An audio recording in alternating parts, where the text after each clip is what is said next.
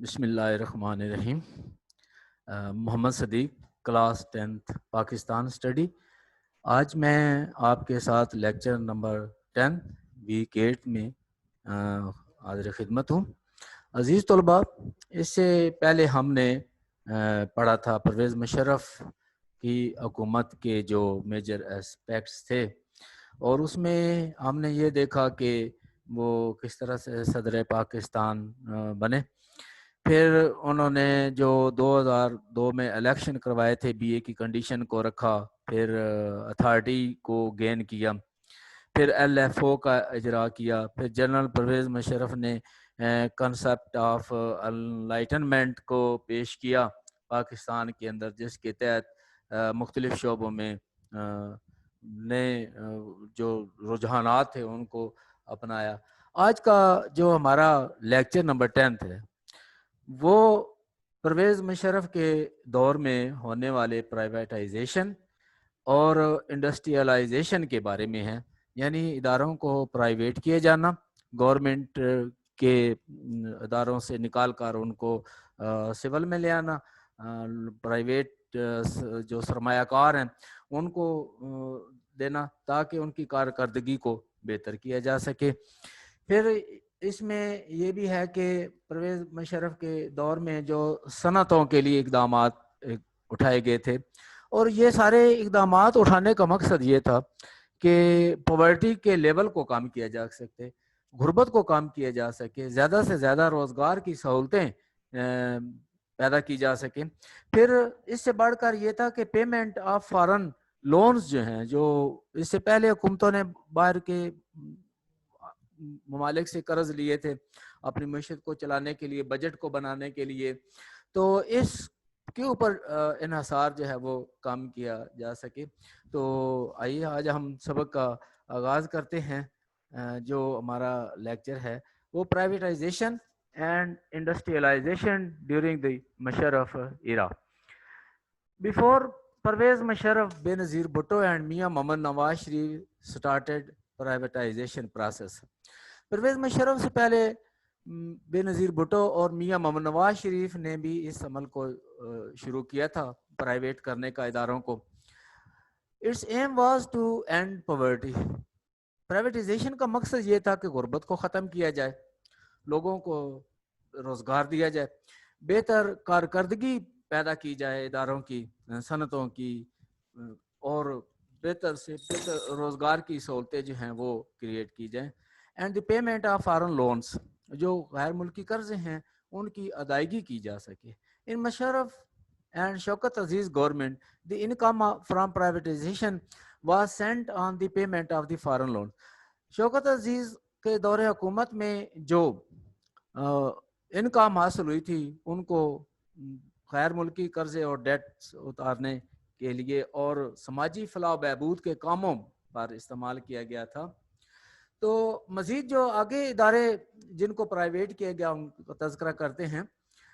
The Habib Bank was sold for only 22 billion. Habib Bank کو 22 billion روپے میں بیچ دیا گیا تھا۔ And the U B L was sold for only 13 billions, اور یونائٹڈ بینک لمیٹڈ کو 13 بلین روپیز میں فروخت کیا گیا ان دسمبر 2004، دسمبر 2004 میں۔ The privatization commission sold 26% shares of P T C L. اس کمیشن نے جس کے ذمہ اداروں کو پرائیویٹ کرنے کا کام لگایا گیا تھا، 26% شیئر جو تھے اس سے جو تھے پاکستان ٹیلی کمیونیکیشن لمیٹڈ کے، وہ اتصالات کو بیچے۔ یہ دبئی کمپنی، اور یہ ایک دبئی کی کمپنی تھی۔ Pak Arab fertilizer of Mirpur Mathelo for 8 billion, اور میرپور میتھیلو میں موجود پاک عرب کھاد بنانے والی فیکٹری جو تھی وہ 8 بلین روپے میں بیچی گئی تھی۔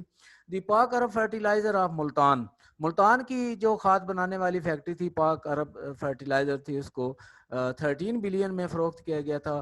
And Pak American fertilizer, the largest government factory, اور سب سے بڑی جو حکومت کی فیکٹری تھی پاک امریکن فرٹیلائزر کھاد بنانے والی، was sold for 16 billion rupees. اس کو 16 بلین روپیز میں فروخت کیا گیا تھا۔ The Musharraf and Shaukat Aziz government earned $2.5 billion. Pervez Musharraf اور شوکت عزیز پرویز مشرف صدر پاکستان تھے, شوکت عزیز وزیر اعظم کی حیثیت سے, تو ان کی حکومت نے $2.5 بلین جو تھے وہ ارن کیے تھے, اس سلسلے میں حاصل کیے تھے ان ایئرز تھرو پرائیویٹائزیشن. ایک سال میں پرائیویٹائزیشن کے عمل کے ذریعے سے یہ خطیر رقم تھی جس کو انہوں نے حاصل کیا اور اس کو خرچ کیا جانا تھا مختلف کاموں میں. آگے جناب بڑھتے ہیں. My dear students, setting up of new industries, نئی صنعتوں کا قیام تاکہ ملک میں صنعتوں کا ایک جال بچھایا جا سکے. During Musharraf's government many new industries were set up, Musharraf کے دور حکومت میں کئی نئی صنعتیں قائم کی گئی تھیں ملک میں. Car assembly plant industry, car کو اسمبل کرنے کی صنعت لگائی گئی تھی. Motorcycle assembly plant industry, sugar industry, chemical industries, industries for making goods of basic needs, بنیادی ضروریات زندگی کی چیزوں کو بنانے کی جو صنعتیں ان کو لگایا گیا تھا. الیکٹریکل اکوپمنٹ, بجلی کے سامان کو تیار کرنے والی صنعتیں لگائی گئی تھیں. سیمنٹ انڈسٹری, سیمنٹ بنانے کے کارخانے لگائے گئے. And steel making industries were worth mentioning, اور اسٹیل سازی کی صنعتیں جو ہیں وہ بڑی قابل ذکر ہیں جو پرویز مشرف کے دور میں لگائی گئی تھیں. اب ہم نے یہ دیکھنا ہے کہ یہ جو نئی صنعتیں لگائی گئی تھی, یہ جو پرائیویٹائزیشن ہوا تھا, اس کا امپیکٹ کیا تھا, اس کا ہماری معیشت پر کیا اثرات پڑے, لوگوں پر کیا اثرات پڑے, کیا اس کے پازیٹیو امپیکٹس تھے, کیا نیگیٹو اسپیکٹس تھے. یہ چیزیں بڑی ایزیلی پونڈریبل ہیں, ہم دیکھ بھی سکتے ہیں کہ ان کے کیا اثرات ہیں. سب سے پہلے ہم دیکھتے ہیں پازیٹیو امپیکٹس میں. نمبر 1 پہ, the government income increases by privatization, حکومت کی آمدنی میں پرائیویٹائزیشن کمیشن سے اضافہ ہوا.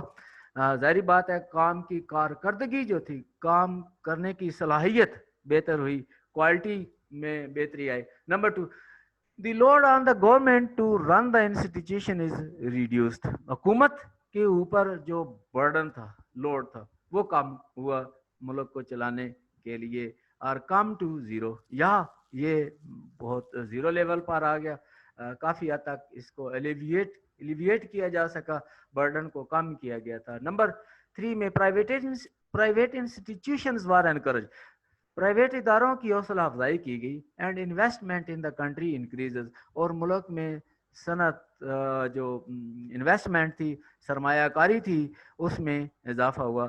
ظاہر بات ہے جب پرائیویٹ سرمایہ کاروں کو, جو کیپیٹلسٹ ہیں, ان کو ایک اپرچونٹی ملتی ہے, حالات سازگار ہوں اور ان کے لیے کام کرنے کی جو انوائرنمنٹ ہے وہ بہتر ہو, تو پھر صنعتیں بھی لگتی ہیں. آج بھی ہمیں ان چیزوں کی بدرجہ کم ضرورت ہے کہ ہم ایسے حالات پیدا کریں کہ فارن انویسٹمنٹ جو ہے وہ ملک میں آئے, زیادہ سے زیادہ صنعتیں لگیں, زیادہ سے زیادہ اشیاء کو پروڈیوس کرنے والی فیکٹریز, فرمز لگیں, تاکہ اس میں جی ڈی پی میں بھی اضافہ ہو, فی کا آمدنی میں اضافہ ہو, ملک کی معاشی حالت کو بہتر کیا جا سکے. اور یہ ایک جو جمپنگ کنڈیشن ہوتی ہے, اس سے بھی ہم آگے نکل کر ان ملکوں کی صف میں کھڑے ہوں جو کوئی بہتر اپنی اکانومی کو کر کے اپنے لوگوں کے لیے روزگار کے حالات پیدا کیے ہوئے ہیں. نمبر 4 پہ, کوالٹی گڈز آر پروڈیوسڈ, اچھی قسم کی چیزیں جو تھیں وہ پیدا ہوئی ان فیکٹریز میں. And the working capacity of the employees is increased, اور جو مزدور ہیں وہاں پر کام کرنے والے جو ملازمین ہیں, ان کے کام کرنے کی صلاحیت بھی بہتر ہوئی. ظاہری بات ہے جب بہتر انسینٹیو ہوتے ہیں, اچھے پیسے بھی ملتے ہیں, کام کرنے کی سہولت بھی اچھی ہو, اور اس میں ان کو کمپنسیٹ بھی کیا جا سکے, تو ایسے حالات پیدا ہو جاتے ہیں کہ زیادہ سے زیادہ پروڈکشن بھی حاصل ہوتی ہے, اور مارکیٹ جو ہے وہ ان چیزوں سے پرولیفک ہو جاتی ہے, اور سرمایہ کاری میں ڈیفینیٹلی اضافہ ہوتا ہے. عزیز طلباء, جہاں کسی چیز کے فائدے ہوتے ہیں وہاں اس کے نیگیٹو اثرات بھی ہوتے ہیں, اس کے ڈی میرٹس بھی ہوتے ہیں. اب ہم ذرا ڈی میرٹس کو گنواتے ہیں. نمبر 1, ان امپلائمنٹ انکریزز, بے روزگاری پیدا ہوگی. And employees lose their jobs, جو پہلے ملازمین تھے انہیں بھی نوکریوں سے ہاتھ دھونا پڑا. नंबर 2 पे द कंट्रीज कैपिटल डिक्रीजेस, मुल्क का जो कैपिटल था, जो सरमाया था, जो एक एक्सचेंज की शक्ल में भी हो सकता है, of the end the personal capital increases, और जो शख्सी आमदनी थी उसमें इजाफा। पर्सनल कैपिटल से जो किसी एक सरमायादार की आमदन होती है या उसका जो सरमाया होता है, जो उसका जो पैसा होता है, उसमें इजाफा होगा। ज़ाहिर जब प्राइवेट लोग होते हैं तो वो उनकी कोशिश ये होती है कि जो वो सनत लगा रहे हैं, जो फर्म लगा रहे हैं, उसका जो प्रॉफिट है वो ज़्यादा से ज़्यादा जो है उसमें इजाफा हो, और वो ताकि वो उसके अंदर एक और इंसेंटिव पैदा हो जाता है कि नई सनत लगाए उसके लिए वो, तो ये एक सिलसिला जारी रहता है। नंबर 3 पे the cost of goods increases, चीज़ों की कीमतें बढ़ गई। प्राइवेट सेक्टर में जब चीज़ें क्रिएट होती हैं तो वो रेट भी फिर अपनी मर्जी का एडजस्ट करते हैं, तो इससे क्या हुआ कि जो अशिया की कीमतें थी वो बढ़ गई, महंगाई उसमें जिसके हम कह सकते हैं प्राइस हाइकिंग हुई। और फिर इसके बाद जनाब हम देखते हैं कि नंबर 4 पे क्या हुआ, प्राइवेटाइजेशन क्रिएट्स अनरेस्ट, प्राइवेटाइजेशन से क्या हुआ, बेचैनी पैदा हुई, and insecurity among the employees, और मुलाजमीन के दरमियान जो थी अदम तहफ़्फ़ुज़ का शिकार हुए, और उनकी जो वर्किंग जो इदारे की कैपेबिलिटी थी, उनकी जो सलाहियत थी, उसमें भी कमी आई। तो ये उसके पॉजिटिव और नेगेटिव इम्पैक्ट्स थे जिनका हमने अभी तजिया लिया है। तो आगे चलते हैं इस हमारे इस लेसन के लास्ट सेगमेंट की तरफ, और वो है economic reforms introduced by Parvez Musharraf and Shaukat अजीज़। इन दोनों ने माशी इस्लाहात को कौन कौन सी माशी इस्लाहात को मुतारफ़ करवाया, और उनकी हमारी आमदनी में जीडीपी में क्या फ़र्क पड़ा, और setting up the new industry जो थी उनमें कितनी पॉजिटिव चेंजेस आई। आइए हम इसका भी तजिया करते हैं अजीज़ तलबा। ये आपके लिए पेज 27 आपकी बुक पे है। This is important question, increase in GDP and setting up new industries. GDP का बेटा मतलब है ग्रॉस डोमेस्टिक प्रोडक्शन, ये जो खाम कौमी पैदावार है, तो इससे ये जितनी ज़्यादा होती है हमारी फीका आमदनी भी ज़्यादा हो गई, जितनी कम होती है फीका आमदनी भी कम होती है, क्योंकि तलब और रसद का आप देखें तो वहाँ भी ये जो मार्केट में जो इकोनॉमिक्स में अगर आपकी दिलचस्पी है तो ये देखते हैं। फिर क्या हुआ, सेटिंग अप न्यू इंडस्ट्रीज, नई सनतों का क्याम जो था वो क्या होता। Parvez Musharraf and Shaukat Aziz paid special attention to gross domestic product, grass खाम कौमी पैदावार की तरफ शौकत अजीज साहब और जनरल परवेज़ मुशर्रफ साहब ने तवज्जो दी। There was a 7% increase in it, इसमें 7% इजाफा था। अब ये लाइन अंडरलाइन करने वाली है, दिस क्वेश्चन में B put up in your board paper objective के लिए। 7% इंक्रीज था।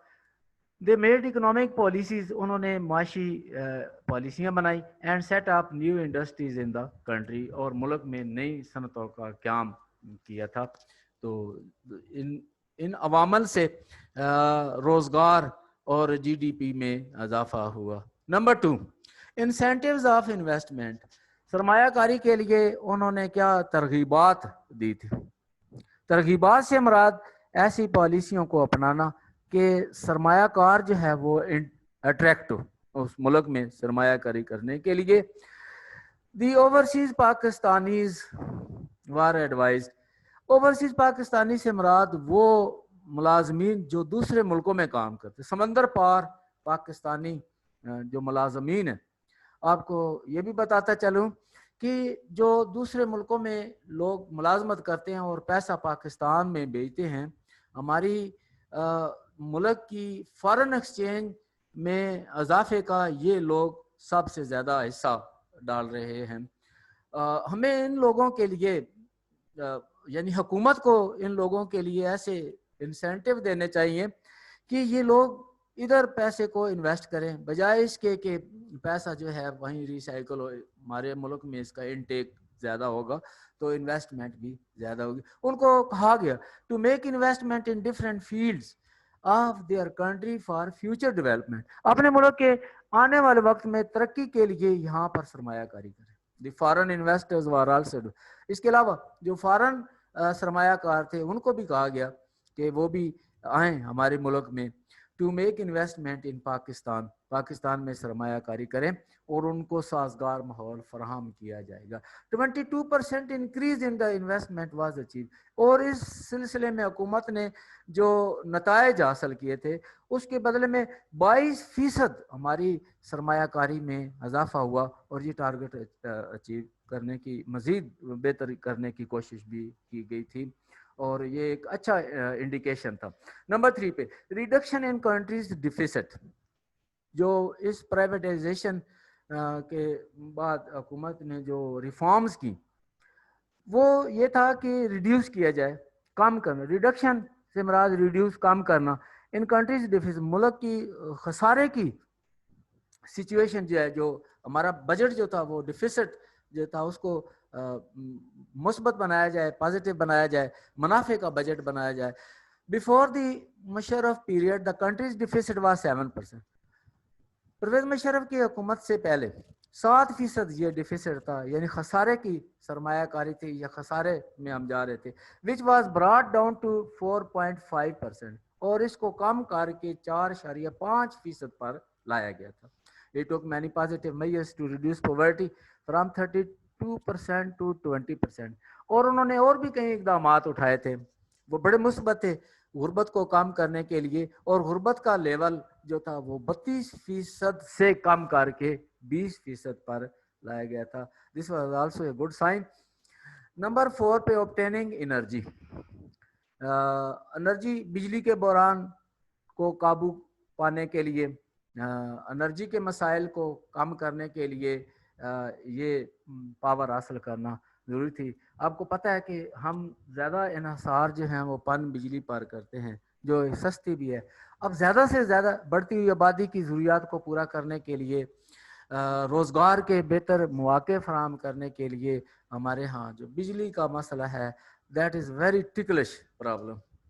In order to get continuous supply of electricity, بجلی کی بغیر کسی تعطل کے سپلائی مہیا کرنے کے لیے and obtain energy, اور توانائی کے ذرائع کو حاصل کرنے کے لیے, توانائی کو حاصل کرنے کے لیے plans were made, منصوبہ سازی کی گئی to increase the hydel power production. اور کس فیلڈ میں کی گئی کہ پن بجلی جو ہے اس کی پیداوار میں اضافہ کیا جائے. پن بجلی جو پانی کے ذریعے حاصل ہوتی ہے, ڈیم بنا کر اس سے بجلی جو حاصل ہوتی ہے. And change thermal plants to gas and coal plants, اور جو تھرمل کے پلانٹس جو ہے فیلڈ کام کر رہے ہیں ان کو گیس اور کوئلے پر لانا. آپ کو پتہ ہے کہ پاکستان قدرتی گیس اور کوئلے کی دولت سے مالا مال ہے. وقت کی ضرورت ہے کہ ہم ان وسائل سے فائدہ اٹھائیں جو قدرت نے ہمیں وافر مقدار میں دیے ہیں. عزیز طلباء, حکومت کی یہ کوشش ہوتی ہے کہ لوگوں کو زیادہ سے زیادہ بجلی اور جو اس سے ریلیٹڈ فیسلٹیز ہیں ان کو باہم پہنچایا جا سکے تاکہ ہمارا جو معاشی نظام ہے وہ سموتھلی چل سکے, لوگ بھی اس سے آپٹیمم بینیفٹ حاصل کر سکے. تو یہاں پر مائی ڈیئر اسٹوڈینٹس آج کے اس چیپٹر کا اختتام ہوتا ہے. ہم نے اس پورے چیپٹر میں اوور آل بہت ساری چیزوں کو پڑھا, بہت سارے ٹاپکس کو دیکھا دیٹ وار ویری نالجنگ, جو کہ بہت مفید تھے. اس میں ہمارے نالج میں بھی اضافہ ہوا. مختلف ادوار میں ہونے والی حکومتی جو تبدیلیاں تھیں ان کا جائزہ لیا. پھر ہم نے یہ بھی دیکھا کہ کیا کیا اقدامات اٹھائے گئے تھے کہ زیادہ سے زیادہ فی کا آمدنی کو بھی اضافہ کیا جا سکے, معیشت کو درست خطوط پر چلایا جا سکے, روزگار کی بہتر سہولتیں پیدا کی جا سکیں. تو یہاں پر اوبٹیننگ انرجی کے ساتھ ہی ہمارے اس سبق کا اختتام ہوتا ہے. انشاءاللہ اس کے بعد ہم چیپٹر نمبر 7 کا آغاز کریں گے جو کہ فارن پالیسی کے بارے میں ہے. لیکن اس چیپٹر کو شروع کرنے سے پہلے میں چاہتا ہوں کہ آپ کی ایکسرسائز جو ہے اس پہ بھی نظر دوڑاتا چلوں، کیونکہ جب تک ہم کسی چیز کو ریویو نہیں کرتے، دوبارہ سے جائزہ نہیں لیں گے، ایکسرسائز کو ہم نہیں ٹرائی کریں گے، اس وقت ہم نہیں دیکھ سکتے کہ ہمارے نالج میں کہاں تک اضافہ ہوا ہے۔ احتساب، جانچ، امتحان، یہ سب ہماری کوالٹی کو بہتر کرنے کے سورسز ہیں۔ تو آئیے عزیز طلبہ، ایکسرسائز میں پارٹ نمبر 1 پہ دیکھتے ہیں۔ یہ ٹک کرنا کا عمل ہوتا ہے، جو درست ہے اس کے اوپر ہم نے ٹک کرنا ہے۔ 4 options are given for every question, tick the correct option, correct option پہ کرنا ہے۔ میں آپ کو گائیڈ بھی کرتا ہوں، آپ بھی اپنی بک کے اوپر ٹک کریں انشاءاللہ۔ اس چیپٹر میں بھی ہمارے بورڈ کے پیپر میں آئیں گے کویسچن۔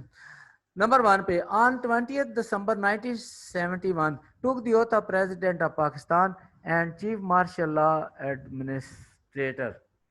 تو اس وقت کون تھے chief martial law administrator?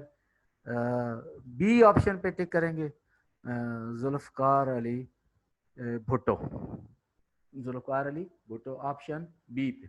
Number 2 پہ، یوم تکبیر از سیلیبریٹڈ، ہم نے اس میں پڑھا بھی تھا کہ یہ یوم تکبیر اللہ اکبر کا نعرہ ہم کب صدا کرتے ہیں، کیوں کیا تھا؟ یہ 28 مئی 1998 میں تھا، جب پاکستان نے ایٹمی دھماکے کیے تھے۔ ڈی پہ ٹک کریں۔ نمبر 3 پہ، in South Asia through an act viceroy lord Ripon implemented the system of local governments in, انہوں نے بنیادی جمہوریتوں کے نظام کو رائج کیا تھا، وائسرائے لارڈ رپن نے یہ کب کیا تھا؟ اچھا، ایک کویسچن ہوتا ہے، اس میں یہ 4 آپشن دیے جاتے ہیں، جواب ہوتے ہیں، تو ایک کریکٹ ہوتا ہے، باقی ڈسٹریکٹرز ہوتے ہیں۔ آپ نے ذرا تاریخ وائز ایونٹس کو جب آپ پڑھتے ہیں تو آپ کے ذہن میں ایک سیکوینس پیدا ہو جاتا ہے، آپ اس سے بخوبی اندازہ لگا سکتے ہیں کہ کون سا آپشن درست ہوگا۔ یہ تھا 1884، آپشن ڈی۔ ڈی پہ آپ نے ٹک لگانا ہے یا دائرہ لگائیں، ٹک کریں اور یاد بھی کرنا ہے۔ یہ لارڈ رپن نے 1884 میں، متحدہ ہندوستان تھا اس وقت، یعنی انگریزوں کی حکومت تھی، لارڈ رپن تھے، انہوں نے اس کو انٹروڈیوس کروایا تھا۔ نمبر 4 پہ، زکوٰۃ از ڈیڈکٹڈ، ہم سب کو پتہ ہے کہ زکوٰۃ کتنی دینی ہے، 2.5، آپشن اے پہ ٹک کرنا ہے، کیونکہ ہم ان زکوٰۃ کے مسائل سے بخوبی واقف ہیں کہ 100 روپیز پر 2.5 زکوٰۃ جو ہے وہ ادا کی جاتی ہے۔ نمبر 5 پہ، 33% of the total sets of district council is reserved for, 33% سیٹیں، جو پچھلا لیسن تھا ہم نے پڑھا تھا، بہت ابھی دور کی بات نہیں ہے۔ آپشن ہے ویمن کے لیے یہ سیٹیں تھی 33%، آپشن اے پہ ٹک کرنا ہے، clearly this is showing women تھی۔ Number 6، the total members of the national assembly اور یہ کتنے ہیں؟ 442 I think option D is the correct option. Number 7، Pakistan did atomic blast in 1998، option C پہ، آپشن سی پہ ٹک کرنا ہے۔ نمبر 8، In 1993 گورنمنٹ آف بے نظیر بھٹو started 5 years پلان، حکومت نے بے نظیر بھٹو کی حکومت نے کون سے منصوبے کا اعلان کیا؟ ان سے 5 سالہ منصوبے کا اعلان کیا تھا 1998 میں، یہ 8واں منصوبہ تھا، آپشن ڈی پہ تھا۔ تو اوپر والا کویسچن ذرا دیکھیے، total members of the national assembly اور سوری میں نے آپ کو یہ غلط بتایا، 342، آپشن بی کریکٹ آنسر جو ہے اس کے اوپر ٹک کرنا ہے۔ نمبر 9 پہ، میاں محمد نواز شریف ہمسیلف اناگوریٹڈ، میاں محمد نواز شریف نے خود افتتاح کیا تھا موٹر وے کا آن دی کمپلیشن آف سرمنی ان 1998 میں انہوں نے اس منصوبے کا افتتاح کیا تھا، موٹر وے کا، M2 کا، فرام لاہور ٹو اسلام آباد۔ نیکسٹ چلتے ہیں اگلے پہ، یہ شارٹ آنسر کویسچنز ہیں، میں تھوڑا سا گائیڈ کروں گا، زیادہ ٹائم نہیں لینا، پھر ہم اس کو وائنڈ اپ کرنا ہے۔ Right to duties of the union council, union council کا آپ نے جو پارٹ پڑھا ہے اس میں صرف 2 فرائض کو آپ نے लिखना है, यानी सिक्योरिटी के इंतजाम को बेहतर करना, जो आपको आसान लगते हैं वो करना है, that will be the correct policy. Number 2, why was Washington declaration made, वादा वाशिंगटन क्यों हुआ था? सबसे पहले तो आप अगर किताब को देखें तो वाशिंगटन का लफ्ज इस्तेमाल नहीं हुआ, वो कारगिल के इशू के ऊपर जो था उसको वाशिंगटन में एक दोनों इंडिया और पाकिस्तान के दरमियान सीज फायर का हुआ था मायदा, वो आपने 3 लाइनों का याद रखना है, जितना पूछा जाता है इतना जवाब देना है।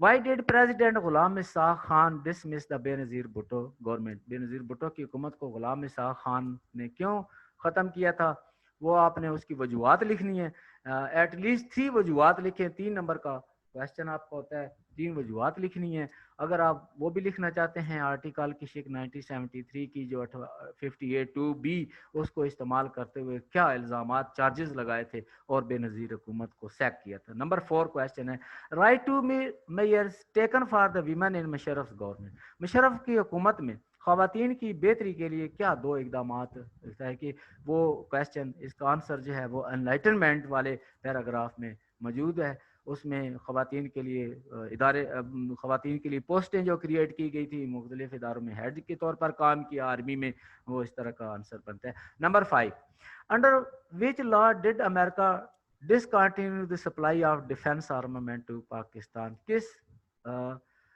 लॉ के तहत? अब लॉ की अगर बात करते हैं तो मैं यानी उस जो आपका जो चैप्टर है उसके मुताबिक बात करूं तो वो ये था कि America forced Pakistan do not do atomic blast in reply to India, ठीक है, but Pakistan did this and America cut the budget for its economic development, और फिर इसके लिए उन्होंने जो जो और भी पाबंदियां लगती थी, फिर प्रेसलर तरमीम के तहत आपने उसमें भी ज़रा उसमें जाकर देखें सेगमेंट में पैराग्राफ में, तो आपका इसका आंसर जो है प्रेसलर तरमीम के ऊपर प्रेशराइज इनको किया गया, उसके मुताबिक ये एटमी धमाके ना करें, लेकिन बहरहाल इस 2 का जिक्र करना जो है वो अटमोस्ट नेसेसरी है। What is meant by Lahore declaration, Vajpayee साहब जो पाकिस्तान में वो बस के ज़रिए जब तशरीफ़ लाए थे तो नवाज शरीफ ने उनका वहाँ पे इस्तकबाल किया और लाहौर में मुज़ाकरात हुए, कश्मीर के मसले पर बातचीत भी हुई, तो वहाँ पर एक माहदा हुआ कि दोनों मुल्क जो हैं वो आपस में पुरअमन तरीके से रहेंगे। तो ये जो वहाँ पे जो एक पैक्ट हुआ, माहदा हुआ, वो लाहौर डिक्लेरेशन यानी लाहौर में हुआ था, लाहौर के नाम से एपिलेशन इसकी मौजूद है।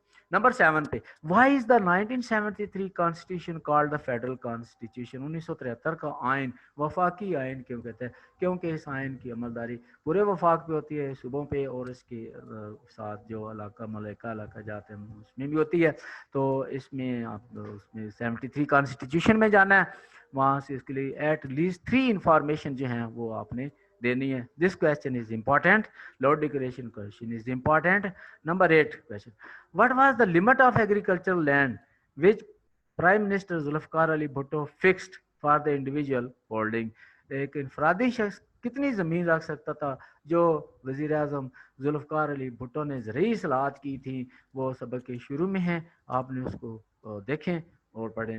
नंबर 9 पे आज ही जो हमने पढ़ा, under which amount were the Habib bank and UBL were privatise, उनको प्राइवेट किया गया था, कितने पैसों में?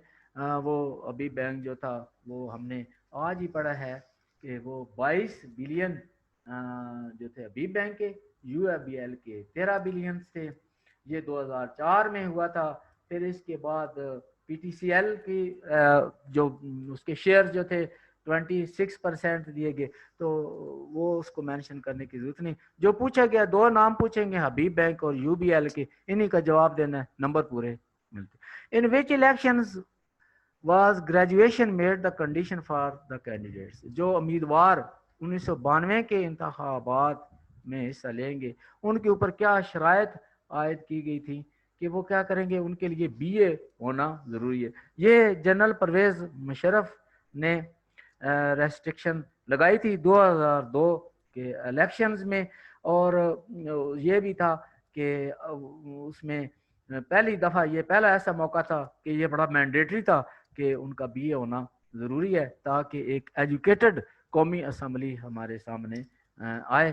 اور ظاہری بات ہے کہ جو ایجوکیٹڈ لوگ ہوتے ہیں وہی بیٹر پالیسیز کو بھی اپنا سکتے ہیں, وہ حالات کو بھی سمجھتے ہیں اور ان کو پتہ ہوتا ہے کہ ملک کو کس سمت میں لے جانا ہے. تو عزیز طلباء, یہ شارٹ کویسچنز کا میں نے کچھ ہنٹس دیے ہیں. لانگ کویسچنز کے لیے جو ہے وہ آپ دیکھیں اس میں سبق کو, اس کو بھی اگر ضرورت پڑی تو آپ کو نشان لگانے کی بات نہیں ہے. بات یہ ہے کہ آپ کو جو پوچھا جا رہا ہے وہ آپ نے کیا بتانا ہے, اور جتنے نمبر کا کویسچنز ہے اس کو دیکھتے ہوئے اور اس کو میں انفارمیشن بھی دینی ہوتی ہے.